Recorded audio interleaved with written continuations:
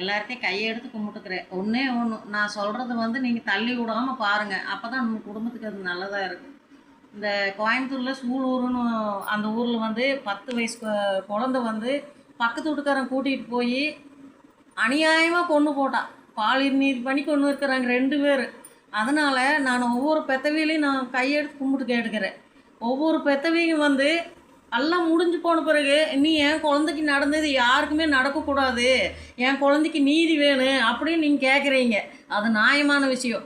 அதே சமயத்தில் பெத்தவைக்கு வந்து ஒரு குழந்தை வந்து நம்ம வாசலில் தான் விளையாடிட்டு இருக்குது அப்படின்னு நீங்கள் வீட்டுக்குள்ளே போனீங்கன்னா அந்த குழந்தை ஒரு 5 நிமிஷத்தில் கண்ணு மறந்து திருடம் பிடிச்சிட்டு போயிடுவா பக்கத்து வீட்டுக்காரன். அதனால் பக்கத்து வீட்டுக்காரன் நல்லவையும் இருக்கிறாங்க, கெட்டவையும் இருக்கிறாங்க. அதனால் நம்ம குழந்தை வெளியே விளையாடுறப்ப நம்ம வெளியே இருக்கணும். நாம் வீட்டுக்குள்ளே போகிறோம்னா நம்ம குழந்தைய பொம்பளை பிள்ளைய வீட்டுக்குள்ளே கூட்டிகிட்டு வந்துடணும். கடைக்கு போகிறோம்னா குழந்தைய தனியாக கடைக்கு அனுப்பக்கூடாது. ஒன்றும் நாம் கடைக்கு போனோம்னாலும் குழந்தைய கையோடு கூட்டிகிட்டு போகணும். குழந்தைய நாம் அங்கேருந்து நாம் குழந்தைய கூட்டிகிட்டு வந்து பத்திரமா வச்சுக்கணும். கடைக்கு தனியாக அனுப்பக்கூடாது. அந்த மாதிரி சுச்சுவேஷனில் தான் வேலையை காட்டுறக்க ஆரம்பிச்சிடுறாங்க திருட்டு நாயிக. அதனால் ஒவ்வொரு பெத்தவை கையில் தான் இருக்குது நம்ம குழந்தைய வளர்த்துறது.